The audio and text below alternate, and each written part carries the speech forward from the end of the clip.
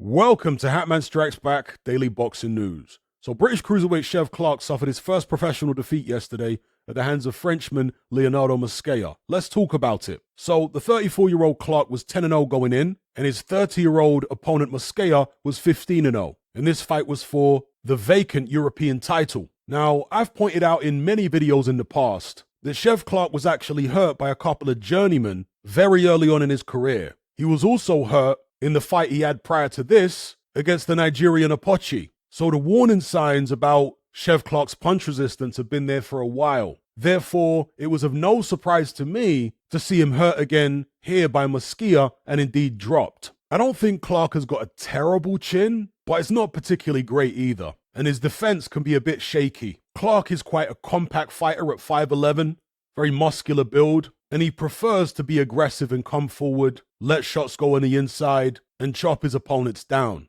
And he tried that approach early on here against Mosquea, but it backfired. They got into big exchanges in round one, and Mosquea proved to have either the harder punch or the better chin, or both. Because as soon as he connected clean, Chev Clarke was wobbled and then he was dropped. Now, to his credit, in this fight and the previous fights where he's been hurt, he's demonstrated the ability to recover quite quickly. But the fact he gets hurt so frequently, remember folks, this was only his 11th fight, and he's been hurt in at least 4 of them. The fact he's been hurt that frequently, as I say, is a concern as far as his punch resistance goes. But anyway, he recovered, he weathered the storm. I was wondering whether Mosquea actually punched himself out when I was watching this fight, and I think he did a little bit. He got excited and I think assumed he was going to get the knockout, but Chev Clarke did tighten up his defense a bit. He resigned himself to having to fight on the back foot, got his jab going, and he did come back into the fight somewhat, particularly in the second half. He was landing some nice right uppercuts, but nothing appeared to hurt Mosquea, despite what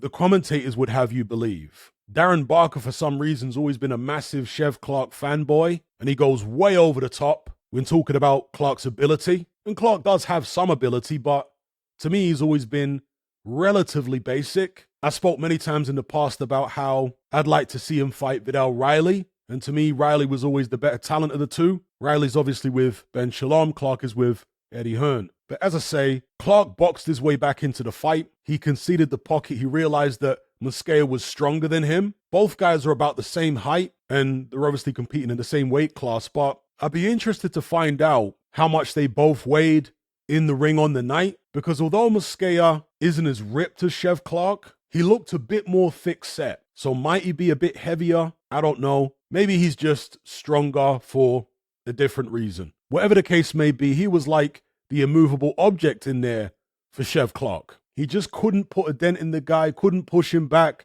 couldn't get the better of him in clinches or on the inside. So he had to try a box around him. And Clarke definitely did win his fair share of rounds as Mosquea started to really slow down, particularly his feet. His hands, when he managed to get close, was still relatively quick, particularly his counter left hook. But by the final third of the fight, Mosquea's feet looked like they were stuck in treacle. Clarke's legs had a lot more bounce in them, and he was able to do some decent work. I didn't actually score the fight while I was watching it live, but the impression I had after the 12 rounds were over is that it could go either way. In the end, the judges were split. 2 of them had it for Mosquea, 116-112 and 115-112 respectively, and the other one had it for Clarke, 117-113. Clarke was very upset by the judges' scorecards, and he stormed out of the ring without being interviewed. In fact, when the scorecards were being read out and he heard one of them for Mosquea, he wore a look of shock on his face. But the fact that his own promoter, Eddie Hearn, said that he thought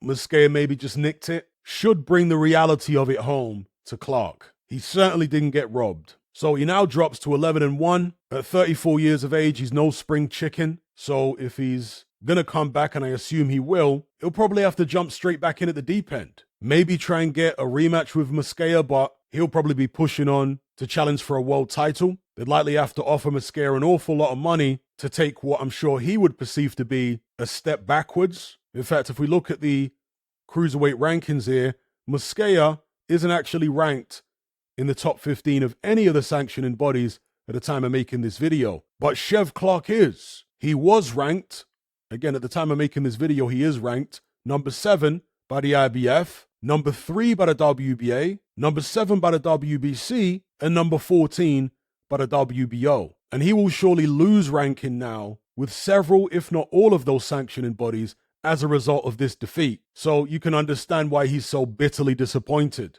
because Clarke was very close to a world title shot, particularly with the WBA. When these rankings are updated in the next 30 days or so, Mosquea might actually take Clarke's place at number 3 with the WBA.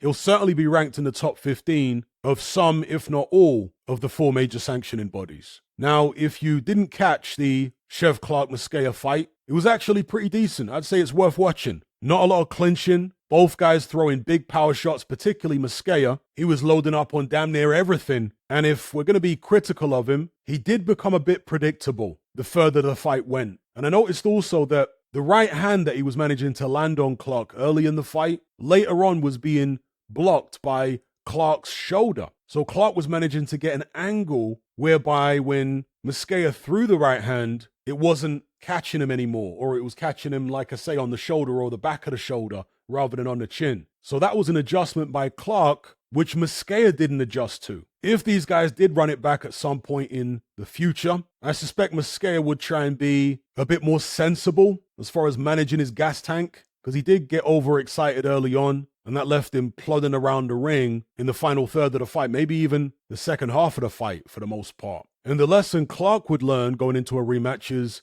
this is not the guy to slug with. Clarke had the quicker feet and he had the back foot game, so it would be a case of boxing him on the back foot from the very start. Anyway, those are my thoughts on the fight. And in fact, just as an aside, Chev Clarke was throwing up some funny hand signal at the weigh-in. You know, that Eye of Horus, Eye of Providence. Some people call it the 666 sign at the weigh-in. Not sure what that was all about, but if he thought he was going to get some type of advantage from throwing up that sign, it obviously didn't work.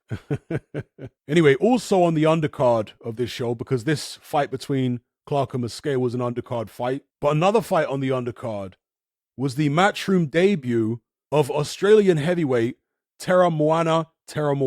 That's right, his first name and last name are the same. This guy was an Olympian. I did talk about him the other day on my live stream. He lost to Bakadir Jalilov, who was the gold medalist, of course, in a very spirited effort. I was impressed by the way he was able to take Jalilov's left hand, because very few fighters can. He's a very big, strong, rough and tumble heavyweight. Just 26 years of age, as I say, 6 feet 6 inches tall. He's now 5-0.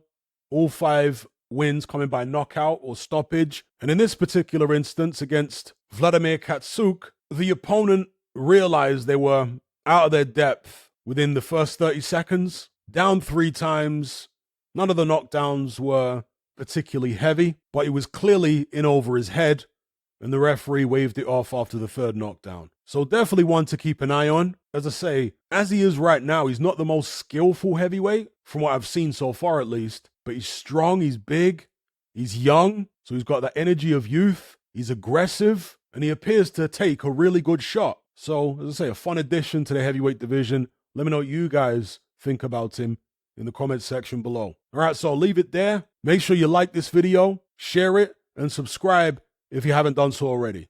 I'll catch you on the next one. Are you surrounded by mindless bots in human form who adhere to the norm and blindly conform, who swallow all the mainstream BS and actually ridicule you for questioning things? Do you wish you had more free-thinking individuals in your life to network and converse with? Well, look no further. We're right here. Come and join the Brotherhood of Reason on Patreon. You'll gain access to my weekly topical content where we take deep dives on an endless variety of subjects, as well as my vast back catalogue of podcasts, videos, interviews, movie decodings, and my Confessions of a Nightclub Bouncer series. You'll also get to talk and network with myself and hundreds of other people in our members chat. You can enjoy all this via the Patreon app or on desktop, and download all my podcasts in high-quality MP3. There's no contract, no commitment. You can cancel at any time, just like Netflix, but it's a hell of a lot cheaper. Just download the app from the Play Store or the App Store, or simply visit patreon.com on a web browser. Then head on over to my page and select the tier called the Brotherhood of Reason. All the links are in the description box below. And just a quick money-saving tip for Apple users. If you purchase your Patreon subscription on the desktop site or on Android, then you'll avoid the ridiculous 30% fee that Apple charges for purchases made on the iOS app. So if you're on iPhone or iPad, save yourself some money by buying your subscription on the actual Patreon website or on Android because it's a lot cheaper. Once you've made that initial purchase, you can then use the Patreon app on your iPhone or iPad thereafter to access and enjoy your content as normal.